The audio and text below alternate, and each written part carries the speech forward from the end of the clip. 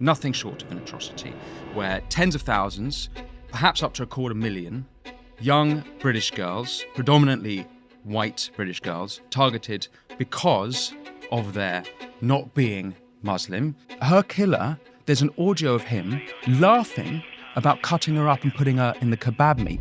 All of that, and these people are more concerned about Musk. These girls should be household names in this country, just like George Floyd is a household name. It makes me pace the room, like with anger, because they're non-Muslims, they're kafir. That's why these girls have been targeted. Labour will be pretty pissed off that the whole narrative that they're trying to control has been completely ripped apart by Elon Musk. Keir Starmer, he doesn't want to have an inquiry. What possible reason does he have for not wanting an inquiry? Okay, so the best evidence, he was told by his colleagues in Labour, don't mention ethnicity, it's bad for getting votes. Just quickly, last month I started actually asking you to subscribe because such a small percentage of you do. I didn't know if that would work, but the results are in. Last month, Heretics grew by 50,000 subscribers to pass 300,000.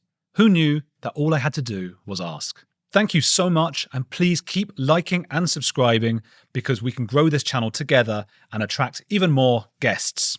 Well, thank you for having me back on your show. Why are you starting my show, Winston? This is my show. What are you doing? Oh, God. Good to have you, Winston. A second time on Heretics. Good to have you. How are you doing? Thank you so much for inviting me back on. Congratulations on all your success. The Heretics sign embossed on silver as we walk. I mean, it feels good, doesn't it? It feels Those good. little moments. It's a sign. It's a sign of things to come. Yeah. Tell me, right, we're having a lovely chit chat, but there's a lot of mad stuff going on in our world, in this world, in Europe, in the UK. I mean, around the world, really. The grooming gangs scandal is massive. Now, just tell me your thoughts on what's going on, because everyone has a different take on it. It's such a multifaceted story and issue, decades long. I guess for people who don't know the story, I know you've interviewed survivors and victims of the grooming gangs, so much of your fan base will be aware, but this is a multifaceted, decades-long, horrific atrocity, nothing short of an atrocity, where tens of thousands, perhaps up to 250,000, young British girls, predominantly white British girls, targeted because of their not being Muslim or not being Pakistani, because the perpetrators are predominantly Pakistani Muslims. It sort of starts with the I guess open borders ideology. All cultures are equal. Anyone can come to Britain. Then there's the ideology of those who are the perpetrators themselves, treating different people differently. And then you have a failure of local authorities, local police, greater police, politicians, councillors, care homes, prime ministers. It's a completely systemic, horrific scandal and a total failure of the media. Did you see the Keir Starmer's first press conference after this story broke? No, what did he say? So it's about the NHS, but when he took questions about from the press, not one, not two, but three different journalists asked about Musk before any asked about the rape gangs. So just put yourself in the mind of the journalist, including Beth Rigby of Sky News. Someone asks about the rape gangs. It's about the NHS. Someone asks, the first question, it's about Musk. So he answers about Musk. Then you'd think, okay, next journalist, the Musk question's been asked, I'll ask about rape gangs. No. They're going to ask another question about Musk. Then the third journalist, two journalists have asked about Musk. Maybe it's my turn to ask about the rape gangs. No, they ask about Musk again. Now, again, if you haven't been following the story, what happened was about a couple of weeks ago, I think it started with Fraser Nelson was doing, he had done some piece about immigration and it being a positive thing. And then that escalated. Then Rupert Lowe, the Reform MP, dug up some testimonies from the 2014 case describing the torture of one of these young British girls. And then Elon Musk started going on about it and exposing and retweeting all of those things. These people care more about Musk than they do about the actual victims. It's as if what Musk has been doing is more evil than the torture, abuse, in some cases murder. This is a thing I don't say this for any sort of credit, but on my show, as long as I've been in the world of journalism and podcasting, I've covered gang scandals. My first episode, when I went independent, I talked about the actual victims who were murdered, like Laura Wilson, Lucy Lowe, who was burnt in her home with her sister and her mother by her rapist while she was pregnant by her rapist. Oh, horrific. Charlene Downs, her killer, there's an audio of him laughing about cutting her up and putting her in the kebab meat. This is the most horrific, and if you read the transcripts, it's if you can believe it, it's worse than what I've just described. Now, all of that, and these people are more concerned about Musk. I, for one, am thrilled that this has finally got global attention. These girls should be household names in this country, just like George Floyd is a household name.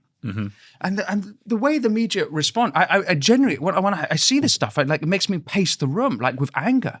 Do you think it's a case of they used to have sometimes on the right, there's been these sort of satanic panic kinds of things in the past. And so people on the left are a bit snooty and a bit like, well, come on. And they don't really want to, but we have evidence. We know this is literally happening now, but they still want to close their eyes and ears to it. Did you see Rupert Lowe's questions in Parliament a few days ago? Tell us about that. He reads off all the correct questions. When are there going to be the answers for this? Who's going to be kept accountable? When are we going to deport those who are foreign nationals who perpetrated these heinous crimes? Sarah Champion, the very same Sarah Champion who in 2017, Jeremy Corbyn forced her to resign from his shadow cabinet because she'd done a Sun article saying that Britain has a problem with Pakistani men abusing and raping young white girls. That same woman stood up and was like, mind your language, think about what your words. I'm like, what? Have you learned nothing? It's the political correctness. We talk about which ideologies have been part of this huge edifice of horror. It's exactly that, political correctness. Don't say what. We mustn't offend the perpetrators. Are you insane? This is exactly how we've got in this mess to begin with. So one thing I can't get to the bottom of with this is I keep getting conflicting statistics. And they're really hard. No one seems to quite know. And of course, this kind of crime is very hard to find out exactly about. No one knows exactly how much is going on, how much we don't know about. But I hear some people say, I think Maggie Oliver came on and said, it's hugely pro rata British Pakistani Muslims who are carrying out these grooming gangs.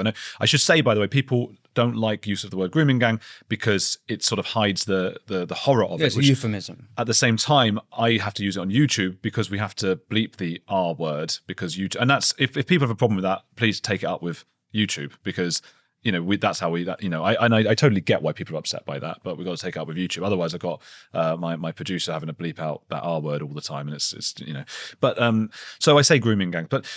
Maggie Oliver was saying it's a lot of people, British Pakistanis, and then you're hearing other people saying, well, actually in Cornwall and Devon, there are all these gangs who are white people, and then some people go, well, that's whataboutery, and other people are going, what's the truth here? Are we over focusing on Islam because we don't like foreign seeming things, or is it an Islamic problem? Well, there's two parts to that. So just for the first part, there seems to be a contention that some people are arguing it's not actually a Pakistani, predominantly Asian issue. Now, you'll remember in the same press conference I described, Keir Starmer, he calls them Asian grooming gangs. Okay, so he at least is not going there. And there are other members of Labour who are Maurice Glassman, the founder of Blue Labour, has been fantastic on this. There's Andy Burnham. There's members of Labour who are talking properly about this, or at least to a small extent. Now, there are some people saying, no, it's not an Asian problem. No, it's not a Pakistani problem. No, it's not a Muslim problem. And there's different reports suggesting different things. But if you look at the Alexis J report, that does say it is predominantly a Pakistani, the perpetrators are Pakistani. Is that right? that Quilliam did a report. That Quilliam was a now defunct but a fantastic organisation headed up by Harish Rafiq, Ed Hussein and Majid Nawaz, who are all British Pakistanis. And they didn't want to find this, but they found, yes, the perpetrators, it's like 85% are Pakistani grooming gangs. Now, the big difference is that the bait and switch that they do is that they say child sexual exploitation is actually proportional to the population figures of the nation. But it's different for gang child exploitation. So if you look at when it's perpetrated by gangs, it's way out of proportion a Pakistani British problem. So that's the one of the cheeky bits where they try and kind of maneuver the data. So the rest of the population, we have this issue, and it is a real issue of just horrible people in society of all races who are exploiting children. And then this gang idea, which seems to suggest there's a cultural issue, and these kids are being passed around. This is very much, and I would also say, but you can hear when in the reports of the victims are being told that they're giving racial abuse whilst they're being abused. Like, it's because they're kafir. It's another thing that the British Sikhs have understood very well and have their own system to protect their girls, because those are also non-Muslims being attacked because they're non-Muslims. It is specifically because they're non-Muslims. They're kafir. That's why these girls have been targeted. Which is an interesting point, because a lot of Sikhs and Hindus are up in arms about it being called Asian gangs, and they're saying, hang on a minute. They're quite right. Yeah, these are Muslim There's not gangs. Japanese gangs or Singaporean gangs rolling the streets of Manchester. So there's a cultural problem right now, which we've allowed to enter into our country. We need to handle it. And Keir Starmer really does not want to. He doesn't want to have an inquiry. What possible reason does he have for not wanting an inquiry? Did you know that illegal migrants will no longer be able to cross to the UK from Germany thanks to a new deal between the two countries? I didn't, but I do now, thanks to today's sponsor, and I'm so grateful they exist. Ground News. Ground News is the only place I go for news now, because it's the only place I found that actually tells you where the news is from, who the source is, and how biased it might be. Let's take a look at this story about Germany stopping smugglers on boats from getting into the UK. Ground News has 44 articles covering it, and you can see that these sources lean right, whereas Germany's Der Spiegel leans left, so you'll get a different slant. I love this tool, the bias distribution. You can see that it's a story the left simply aren't covering. This tool is essential to see what each side is trying to hide. And just as important is some introspection with My News Bias. That's the only way to know whether you're missing fascinating perspectives. I use it every day. I couldn't do this job without it. I insist you give it a try. You won't regret it. Go to ground.news/Andrew to access diverse perspectives and uncover the truth. Subscribe through my link for 50% off unlimited access this month. That's ground.news/Andrew. Okay, so the best evidence is while he was director of prosecutions, DPP, he was this is a report done by Guy Adams, I think, for the Daily Mail. There was a report that they had changed some of the sentencing of for child sexual exploitations, and there's some versions of child sexual exploitations under his changes, which meant that they would no longer get prison sentences; they would get community services or whatever. The exact details I don't have to mind, but anyone listening can look it up. It's a Guy Adams report for the Daily Mail. I think that there's been other whistleblowers in Labour who have Simon Dunksack. I think he was Rotherham MP, either Rotherham or Rochdale, I've forgotten. And he said he was told specifically by the chairman of the Labour Party that not to mention the ethnicity. He was told by his colleagues in Labour, don't mention ethnicity, it's bad for getting votes. So there's already evidence, and there's even reports that Gordon Brown, this needs to be verified, and since this report come out, there's reports that Gordon Brown is denying it. I'm not sure what is the truth, but there's reports that he put a circulation around while he was Prime Minister saying these girls have made a lifestyle choice. Now, that needs to be double checked. Okay. But anyway, so there's something going on with Labour. I'm not for a second going to defend the Tories record on this issue. But that's might be one possibility. I think another possibility is that Labour will be pretty pissed off that the whole narrative that they're trying to control has been completely ripped apart by Elon Musk.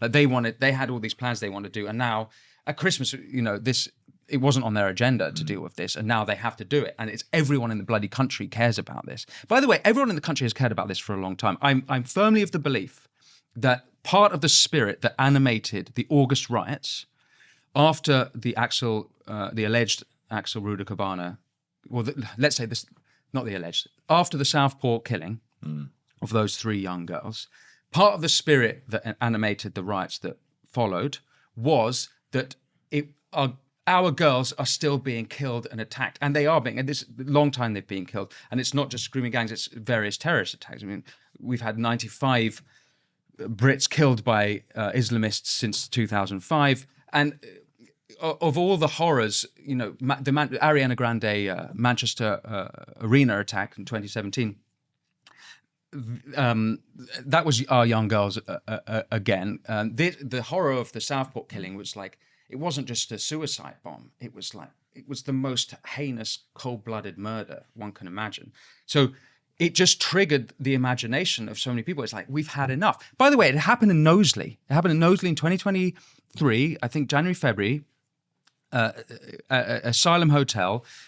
There was a Syrian asylum seeker there who was caught on video making some sort of inappropriate pass at a young teenage girl. The video went viral. All the media, again, denying it, trying to cover it up. Even if you try and look it up, it's only certain media that GB News covered it. GB News have been fantastic for all of this. Thank God, and for Charlie Peters as well. Superb. Yeah. If you are interested in this topic, follow Charlie Peters, because every day since this is broken, he's been interviewing different victims and the families and getting their voices out, proper voice for the voiceless. Yeah. Now, in Knowsley, you look up exactly the sequence of events of what happened. If you watch the mainstream, if you look it up in the mainstream media, The Guardian, they'll say far-right riots. But what they won't tell you is that before then, there had been this video, which you can find the video, it's online, and then everyone was pissed off, went to the police. The police didn't do it. I think they maybe found someone and then let him go. But basically, they did not go and deal with the problem. At that point, then there were riots. Now, there is a protocol, is that when there's an Islamist attack, wherever it is, across Europe, you say, it's an Islamist attack, we're going to deal with the problem. That is, by the way, how you deal with all of these problems.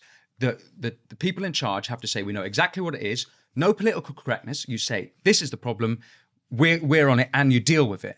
And that's another problem with Southport, is that there's a sense of like, what is this? We're not saying this, we're not calling it what it is. Now, we haven't had the trial.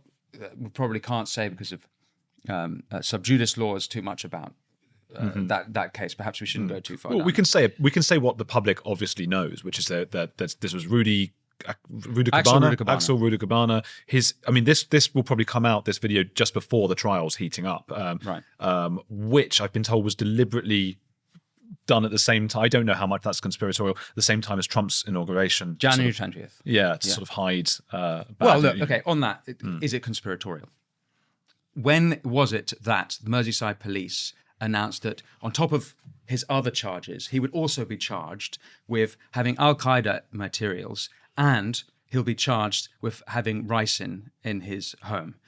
That was timed exactly with when Labour put out their budget. And it was later reported by the BBC that Keir Starmer, or I forget who it was, maybe it was Yvette Cooper, knew of the charges being brought by Merseyside police several weeks before then.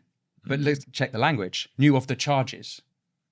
If it is true that Axel Rudakubana had Al-Qaeda material at his home, then the Home Office and the Prime Minister, they will have known, if not the same day, within 48 hours. They knew. If it's true that he had that stuff. Yeah, I think many of us, again, we have to be so careful because of the upcoming trial. But I think what's been reported in the news, it sounds impossible to even imagine that they didn't know, at least within the first few days and probably the first 48 hours, as you say.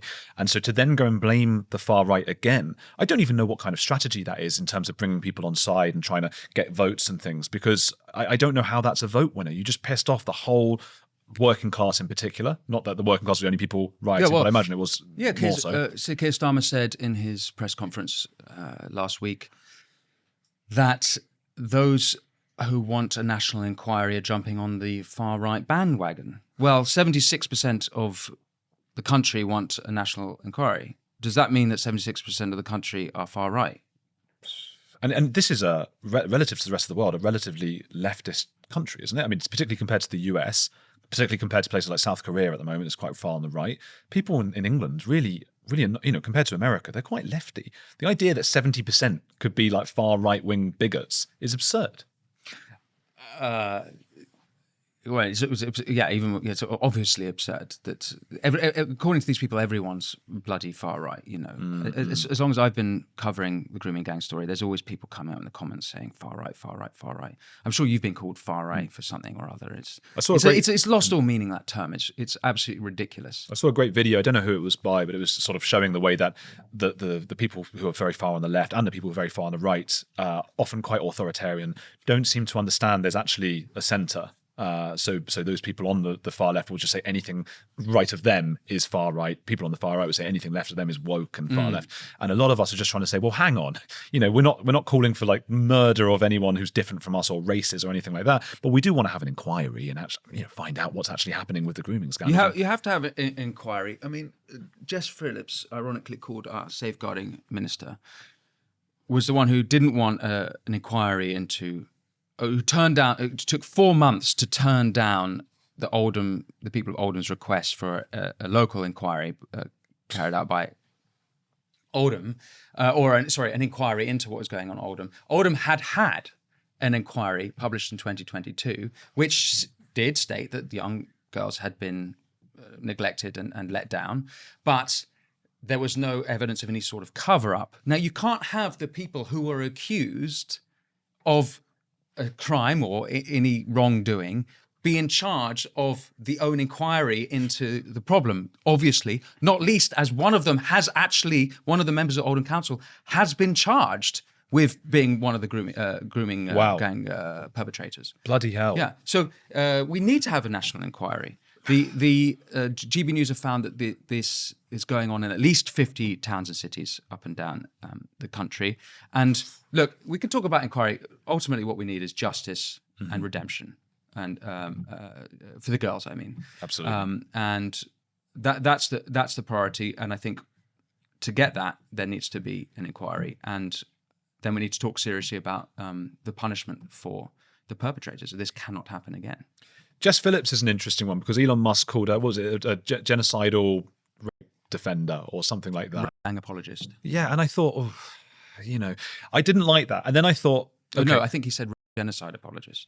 Yes, something like by that. the way, she has said several times this on is Twitter. You could just find it. I was a bit like, you can't call someone that. She's trying to do a job. It's a difficult job. I don't agree with how she's done it, but it's not an easy position. I think we do have to remember that we have to humanize people. These are politicians, they're real people. She goes around actually, and she made the point of, I've sat there with victims of this, I've tried, and I think she's trying to do her best, and I don't think she's going about it the right way, but she's trying to do her best. You can't be calling her that. And then I saw, as you're pointing out, she's called countless people exactly the same thing. Well, when the Christmas mass were happening in Germany, I forget what year, but I think it was mainly in Cologne, she went on Question Time and said, it looks like Birmingham on a night out, or on a Saturday night or something. And she's also, her constituency, I think is predominantly Asian Muslim. Yeah. So she and we remember the footage of her getting heckled when she won in the election in July. So she's playing all sorts of weird games. Yeah, but imagine she is your friend. She was interviewed after, again by Beth Rigby, who then did a whole article, poor old Jess Phillips. where are these people? Have they been really covering the like? It's as if Jess Phillips is the real story here. No, it's the bloody grooming gangs. Like it's total moral inversion. These people have not. You can search on Twitter if you go to people's profiles and see like how many times they've tweeted about grooming gangs. All of this lot, they haven't. Now it might be the case that they here and there have mentioned it on their podcast, but if you look up John Sopel, Emily Maitlis, Lewis Goodall, Alistair Campbell, Rory Stewart, the so-called centrist dads, how much do they actually care about these issues? They never ever once tweeted about this stuff. It's pathetic. And I don't. You can't be a journalist. What journalists worth their salt have not covered the most heinous, horrific child sexual abuse scandal in our nation's history? If you have not covered it, then you're a disgrace, actually, frankly. Yeah, I agree with that. They wind me up particularly because they frame themselves as centrists. And again, they claim this moral high ground. Yeah. Oh, there's something utterly perverse about it. In fact, this is harsher, but one thing I was thinking a lot when all this grooming gangs stuff has been coming out is, and I know you've covered the trans issue a lot on this show, and you had a lot of detransitioners and people talking about what has been going on. And I think we're past the hump on Hope this so. Heinous ideology. But like that ideology, it is progressivism, the progressives, in search of some bizarre utopia, sacrificing our children. In the 20th century, the progressives would stomach hundreds of millions killed in the name of this socialist communist utopia. In the 21st century, we're sacrificing our children. Plus ça change. It's the same thing. These people, they'll overlook the most heinous possible evils in search of some great ideology. I don't know what, I can't even, like I described earlier in the press conference, I can't even put myself in their brain. I'm like, what the, how do I relate to these people that think like this? It's so topsy-turvy. And then they're the ones who point their fingers, go far right, far right, far right. Yeah. Well, you're absolutely right. I mean, you say plus ça change. I mean, France was horrible for this. The 80s, wasn't it? And Foucault and all of that stuff. I mean, Sartre, I think these people were all in favor of adult-child relations. In Germany, they had this scandal, the Kendler experiment, in also the 80s.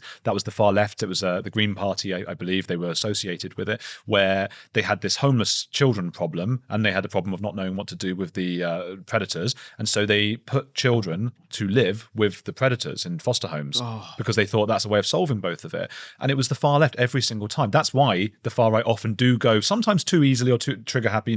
You guys are a bunch of whereas the left will always go, you guys are a bunch of Nazis. Those are the two things to throw at one another. Sometimes the far right can go towards Nazism. That happens. Sometimes the far left, as has happened too often recently, has allowed adult-child relations. They don't really care about our children because the ideology is more important to them. And it's the name of virtue. That's one thing that makes me sick. They're the virtuous ones. They think they're the ones who are right. It's that arrogance, that assumption that they're right. It's disgusting. It's happened too many times over the years. Unfortunately, that is something that the far left is tarred with. It historically, and you know what, that Berlin thing, when I say that, I know it sounds conspiratorial. So people look it up, go and check it all out. It all checks out. It all happened. State-sponsored in Germany, put the kids, homeless kids, with known predators to live with them. Those kids are anonymous now, but have come out and their lives are ruined. Of course, what happened to them, and no one cares. They just go on about their lives and just continue with the progressive madness. We've now had in the last few months a failure to want to look into the grooming scandals we've just discussed, calls for blasphemy laws, and what was the other one? Calls for first cousin marriage. So To be made illegal. To be, or people. Oh, sorry, shouldn't be. right, yeah. Calls for first cousin. These are three defense of first cousin marriage in Parliament. Yeah. These are three quite extraordinary things that have all happened within a month and a half. Just as we have been discussing, is it getting a little bit out of hand? Is it getting a little bit out of hand? It's been getting out of hand for decades.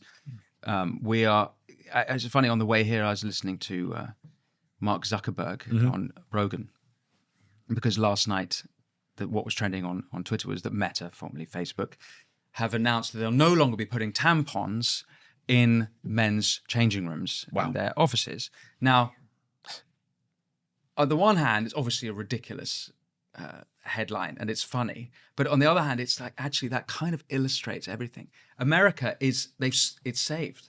Like they're going to be fine, I think. I mean, Yeah. no one knows the future. Maybe not. But they're past the hump of it. We're still in this world where, we'll entertain ridiculous issues like that. The bigger issue that we have, which they don't have quite like we do, is the problem of integration. Of course, we've had millions mass migration coming into this country, starting with New Labour and Tony Blair, and turbocharged by the Tories, not least Boris and his famous Boris wave. Gross migration of well past 1 million over the last few years. What is it? Something like 14% of non-EU migrants into Britain of the last 2 million have been working, and 86% were dependents or students. So we're importing the world. People are coming over here. I've got a friend from Iraq, from Baghdad, and he has a joke about that they have there, which is that, if you want to emigrate to the West, if you want to work, go to America. If you don't want to work, go to Europe. And so they're getting a much higher quality, I think, of people moving there, although they've got other different types of immigration problems. And that's, I guess, a topic for another day. But we've obviously got mass scale immigration, and this ties back to the beginning of this conversation. That's one of the ideologies, an ideology that all cultures are the same. And then we've got the problem of specifically integration between Muslims into Britain, and it's another one that is politically incorrect to talk about, and it's something you and I have talked about a fair amount, and that's the issues you brought up are associated with them. I think the MP defending cousin marriage was saying that it's absolutely normal in the Middle East, and for this, it strengthens families. Cousin marriage. And if you look at the statistics as well on Muslims in Britain, it's not good. So I'll do a black pill and then I'll do a white pill. Yeah. Because tell me what black pill and white pill I think mean. it's worth doing this, actually, this exercise, because there are some people who are reading the black pill and the data and they're going, fuck. Yeah. You got to explain what those are, though. We've got to deport. You got to explain what black pill and white pill are, just. Black pill, pessimist, white pill, optimist. Yeah. So the black pill, I mean, it's lengthy, but includes this Henry Jackson Society study at the beginning of 2024. 75% of British Muslims do not think that Hamas committed rape or murder on October 7th. More than 50% of British Muslims have a favorable opinion of Hamas. More than 50% of British Muslims want the images of the Prophet Muhammad to be outlawed, i.e. blasphemy laws. And of course, we've mentioned the grooming gangs. And so there's 39 to 40,000 of extremists on MI5 watch lists are jihadis, which means 1 in 100 British Muslims are on a jihadi watch list. Wow. As I mentioned earlier, we've had at least 95 killed in terrorist attacks since 2005. And so that it's not been a success, let's put it that way, in terms of integration. Now, the white pill, actually, I'll add to the black pill, is those who have put their neck out. And so for example, I mentioned earlier, Quilliam had done a report about the grooming gangs, so honourable British Pakistani men. They have been chastised, vilified, ostracized from their fellow Muslims, and we should remember those men who have taken such great costs. It's very important to remember those people. So I guess that adds to the black pill, how they've been treated. However, it maybe adds to the white pill, but those people do actually exist. Another person who I've been very impressed with and spent a bit of time with recently is Zia Youssef of Reform Party, who's the chairman of Reform Party. And this guy, I think he's, you should have him on your show, because he's a very impressive dude. He might be the British Vivek Ramaswamy, and I say that because of his ideas, not because of his identity. The white pill is that, firstly, there are Muslim majority countries like the Emiratis, like the Saudis, who are dealing with their Islamist threat properly. They have no qualms about it. There's no political correctness. And, they sort them out. And likewise, Singapore. Singapore is 18% Muslim. Now, Singapore is not totalitarian, but it's authoritarian. Sure. They have capital punishment. What's the difference? Well, totalitarian is that it would be North Korea. Everything in your life is under watch, and it's total state. So it's almost like a spectrum, and authoritarianism's close to totalitarian. Authoritarian is just like indexing harder on law and order, I guess you would say. In Singapore, I think if you get fined for spitting out chewing gum on the streets. Now, but the point is that they have actually got a multicultural society, and they don't have Islamist attacks, and it's got under control. Now, so. And I'd also add, just to colour this picture, is that if you look at the Abraham Accords, these nations in the Middle East, like the Saudis and the Emiratis, want peace with Israel. They want trade with Israel. I'm very hopeful, particularly with Trump coming back in, if they can carry on where he left off on those things, that we might actually be heading towards peace. I also think what Israel destroying Hamas, Hezbollah.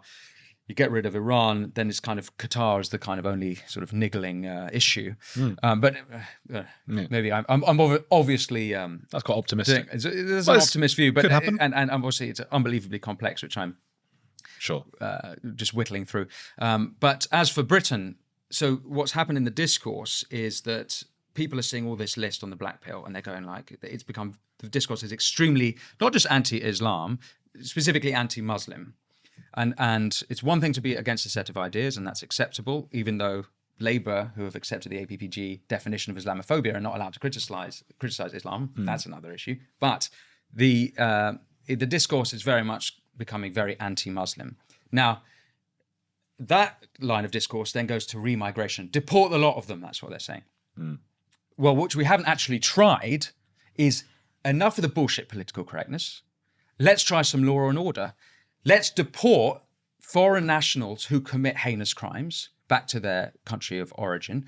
Let's deport those who have dual nationality, who have been perpetrators in this crime. And then those who are British citizens, prison for life.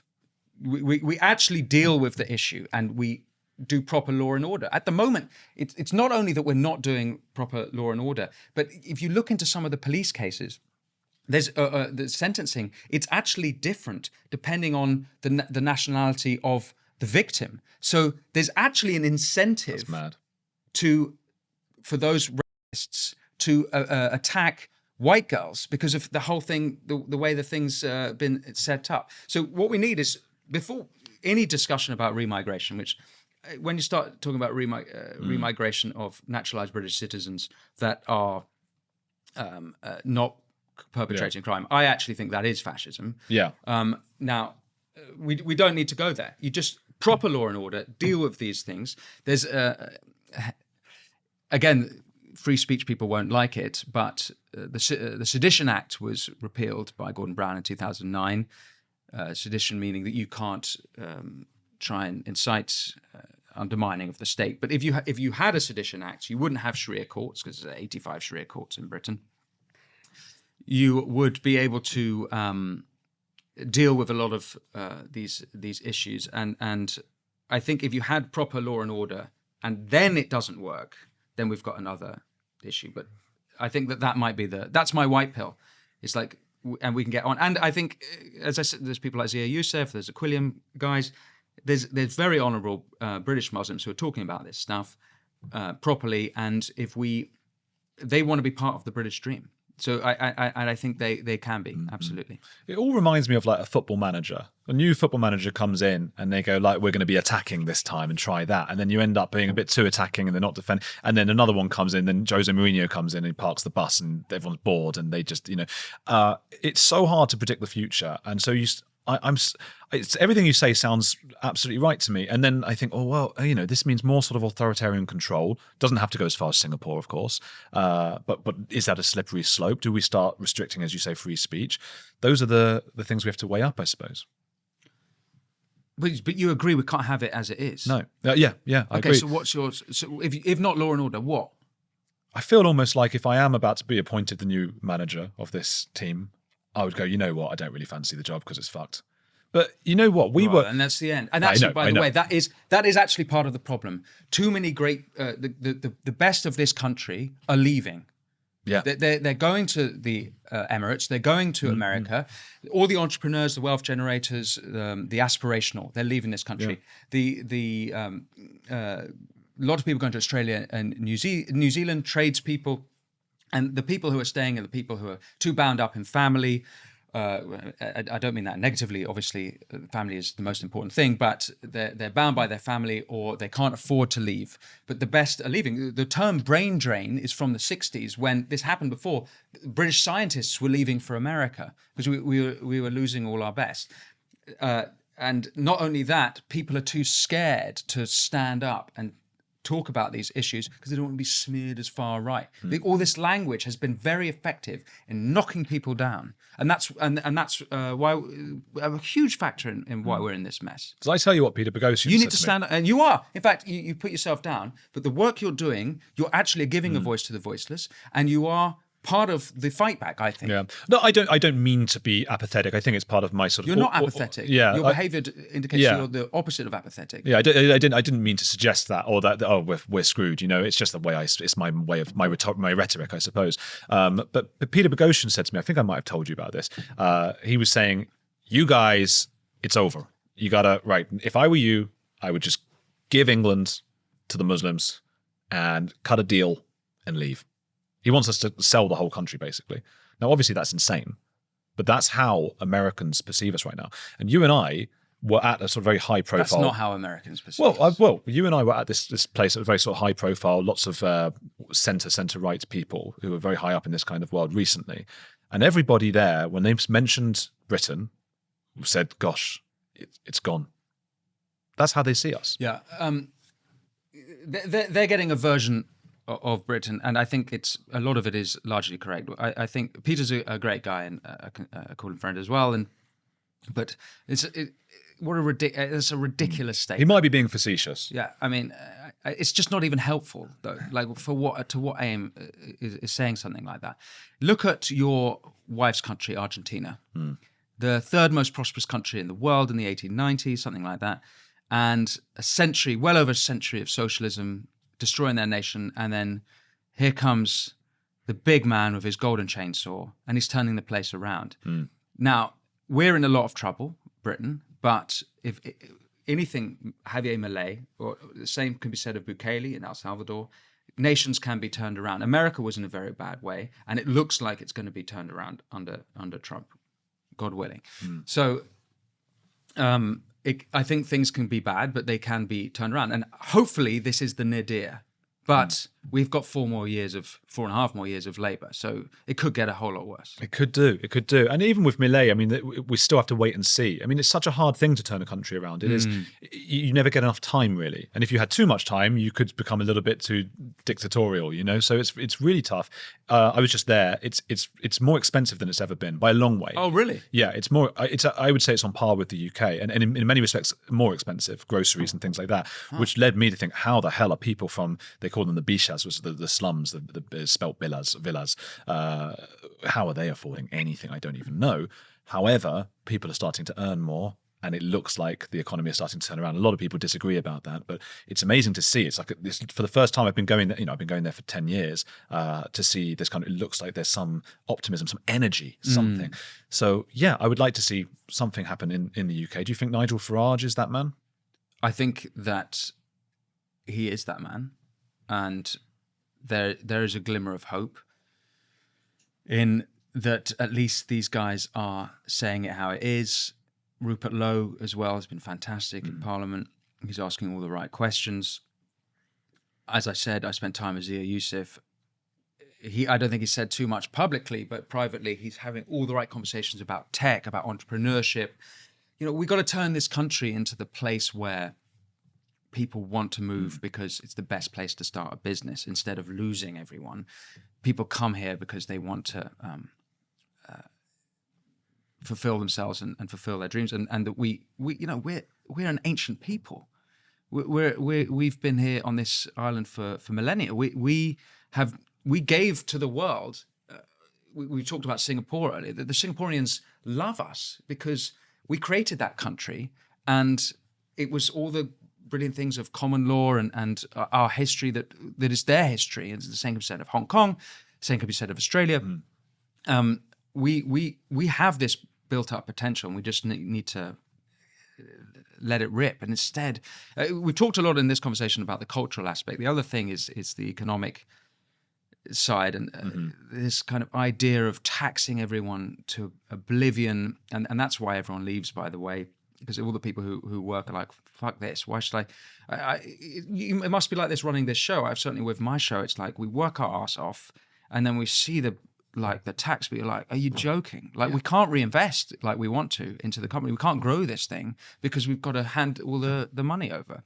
That Beatles song, Taxman, right, which is a great song, is about that, because they were being taxed so high.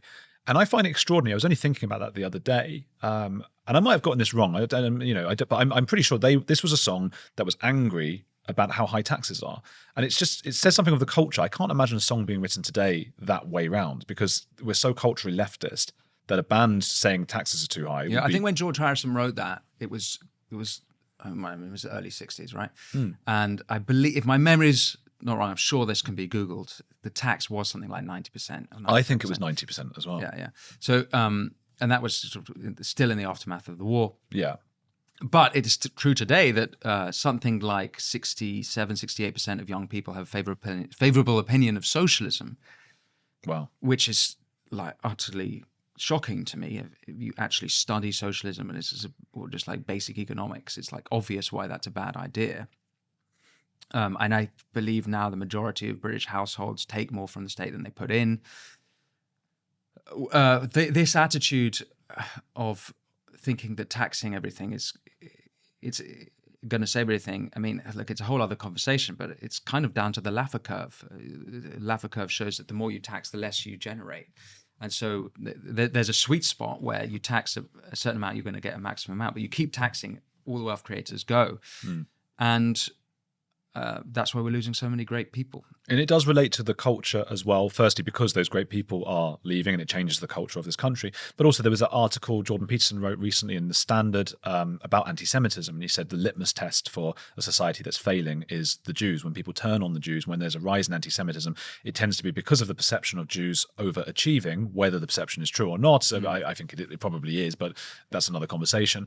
But it tends to signify a country that has stopped caring very much about meritocracy and success and doing well. Do you see that? Yeah, absolutely. It's really the spirit of envy. Yeah, it's the spirit of Cain.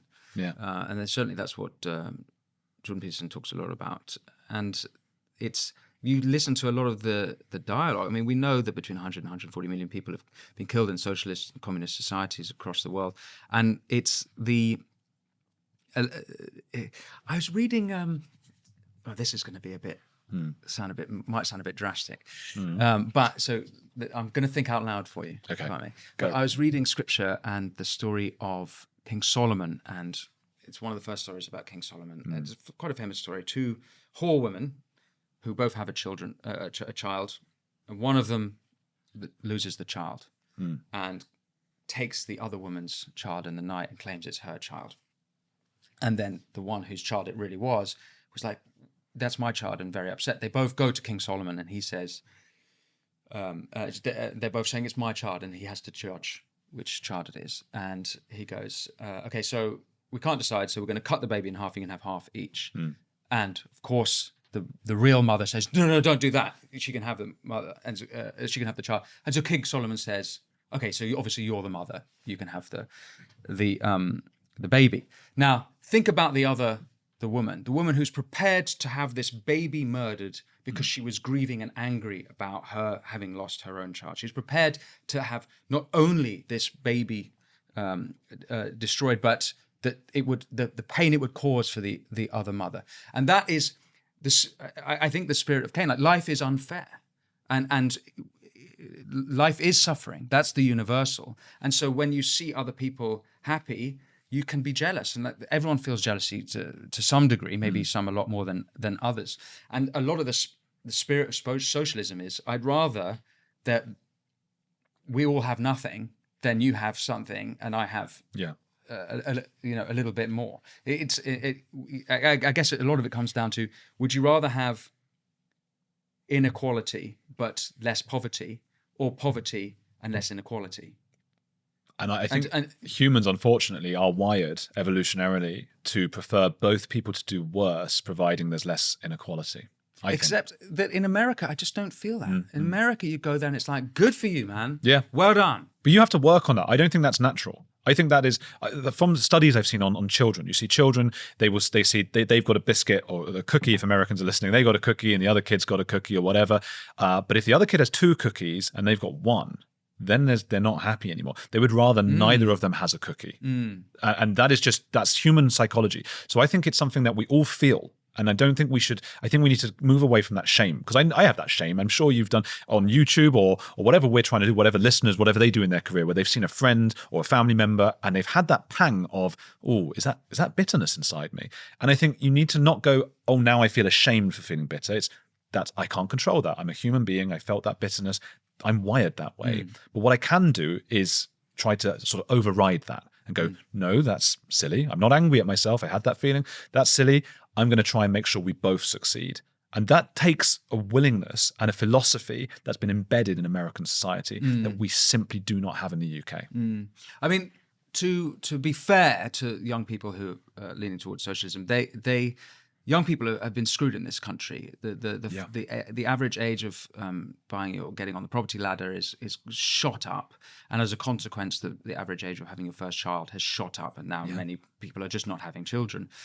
The economic system we have had has failed, but the answer to that isn't socialism. That's like sort of saying to cure a toothache you need a lobotomy. I mean, it's insanity, and but there needs to be a serious chat about economics and the current tax system and we need a big overhaul of what's going on. But that's a conversation for another day, I think.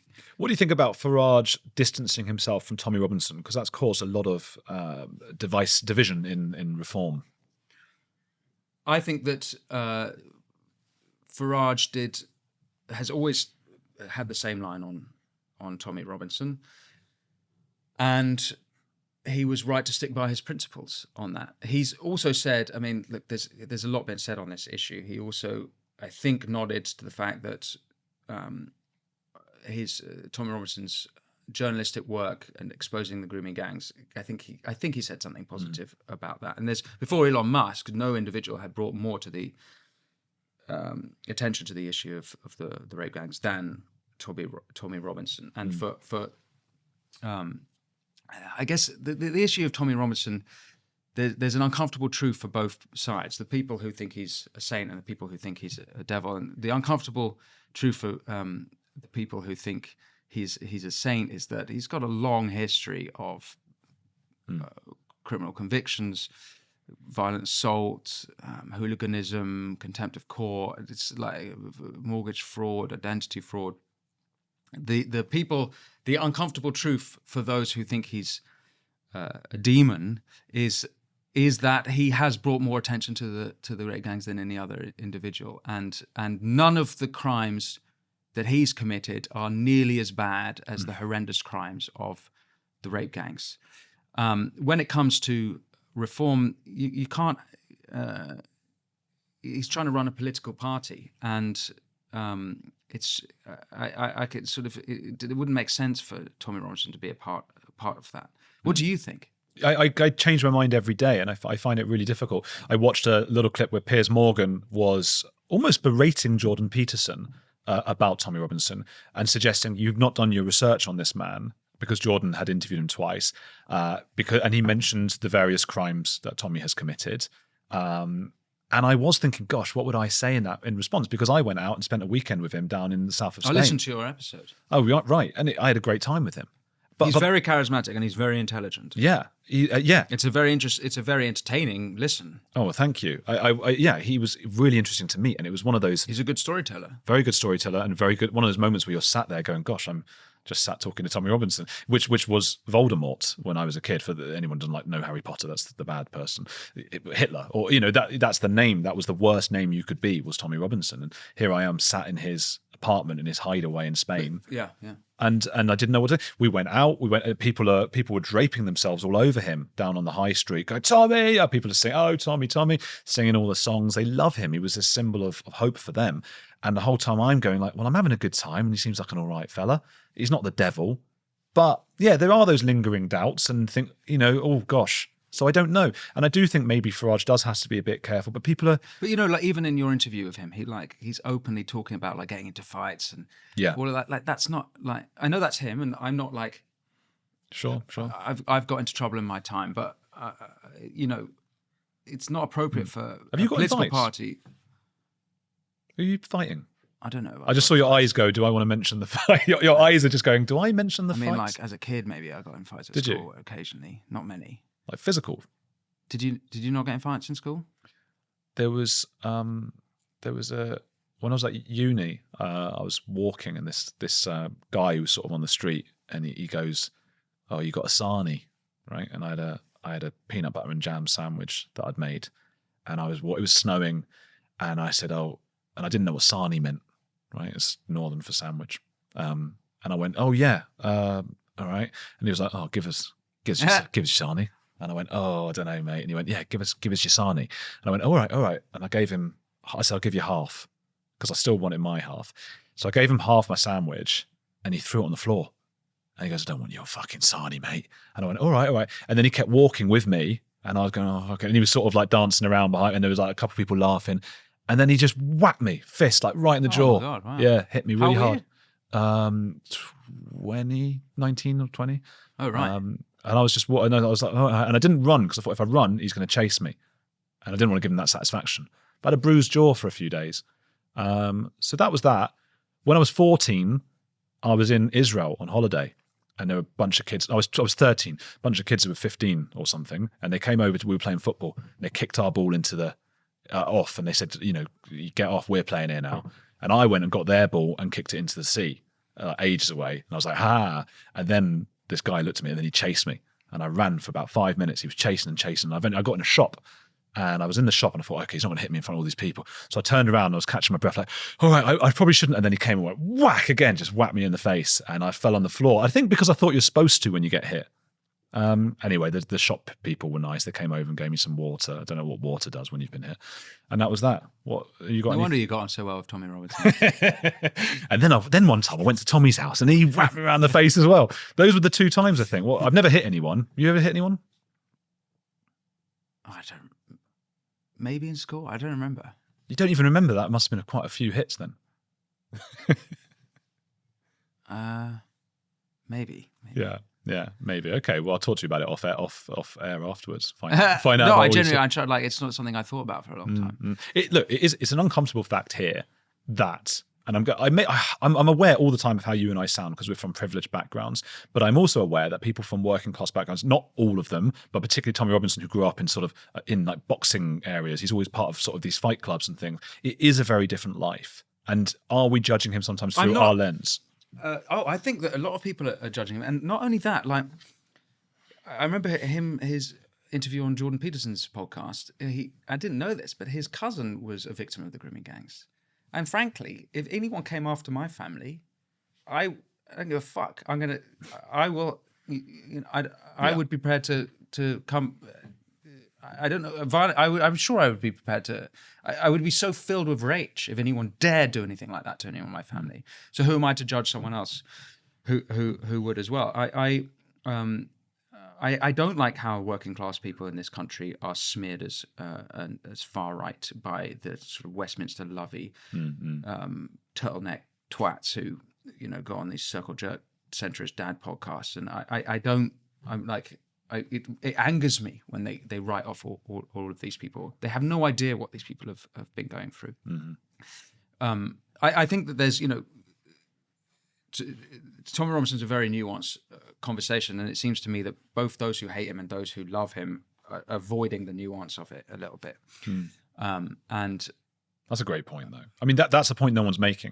And I think because humans struggle with uncertainty, and we have to go, oh, he's the worst person ever, or he's a hero who's, and the reality is he's a hero who's also done some pretty shitty stuff over the years, hasn't always done things in a controlled manner, but has had a lot going against him as well that hasn't been necessarily fair. And then it's up to Farage maybe if he thinks that's politically going to help and if it or not. Yeah, I mean, I just don't understand. Well, I guess that's the reason you're asking the question is because Elon Musk withdrew his support of Farage as leader of reform very suddenly, wasn't it? But then I believe over Tommy Robinson, and it seemed that Farage saying, actually, sorry, I'm going to stick by my principles on this one, enabled Farage to look like actually he isn't actually influenced by foreign billionaires. But then Musk was retweeting Farage the next day. Yeah, exactly. He's pretty capricious. It seemed to be the case. I've got another question for you, but where can people obviously find your quite wonderful channel? I'm on YouTube under my name, Winston Marshall. I'm on Twitter, Mr. Win Marshall. I've got a Substack. It's not nearly as popular as your Substack, it's if you go down the Andrew Gold wormhole, you eventually come to Winston Marshall. And it's the other way around. It's winstonmarshall.co.uk, and I'm on social media, etc. Who's a heretic you admire? I'll say Catherine Birbal-Singh, who we've both had on our shows, and she, we talk about the failures of multiculturalism has been one of the themes of this conversation. And she is someone who has actually got a working practical model for successful multiculturalism. That, if you don't know her, those listening who don't know her, she's got this school in Wembley, and she has brought together the vast different cultures, but created a sort of meta culture, which is Britishness. It is singing the national anthem. It is allegiance to the Christian British Union flag. I note Christian there is quite important, but that's maybe another conversation for another day. And despite their upbringing, and give them all unity. And I do believe, we've talked a lot, we've skirted over these things in this conversations, but I think that there is a union to have between all the people, all our neighbours in this country. We've got to talk seriously about what it is that unites us all as a country, what it is that unites all Britons. No one agrees on what it is, even is to be British or even is to be English, but we've got to start having that conversation. Maybe that's what we should discuss next time. Well, Catherine, there's no wonder she gets so much shit because she's kind of doing it the traditional way, and obviously the powers that be in Labour are doing everything they can to undermine education. She should be a leftist hero. She is making the poorest people and mixed people, every different culture, religion, putting them together and unifying them. That's the moral inversion that we've been talking about. Yeah. I mean, these people who should be heroes are somehow twisted and put upside, up down and demonized and vilified, and likewise just horrific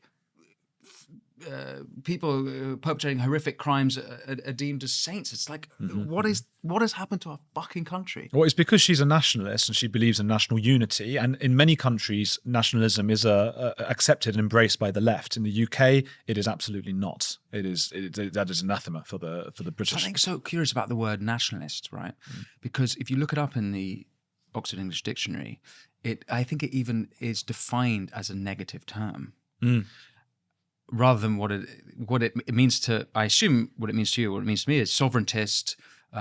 It's kind of, it's not quite patriotism, it's not quite love of country, but it's like the idea that a nation should be organised and a sovereign. Yeah, or something to bind people together. If you are going to try some form of multiculturalism or some form of multi-racism, of course, you need something to bind people who've come from different places. And if you don't have that, what is it? What is the UK? What does it become? It's just an airport. Yeah, that's what it becomes. On that note, people, please do go follow Winston. I'm going to put all the things in the description. He's one of the best there is and one of the most similar to me. So if you like my stuff, go over to Winston.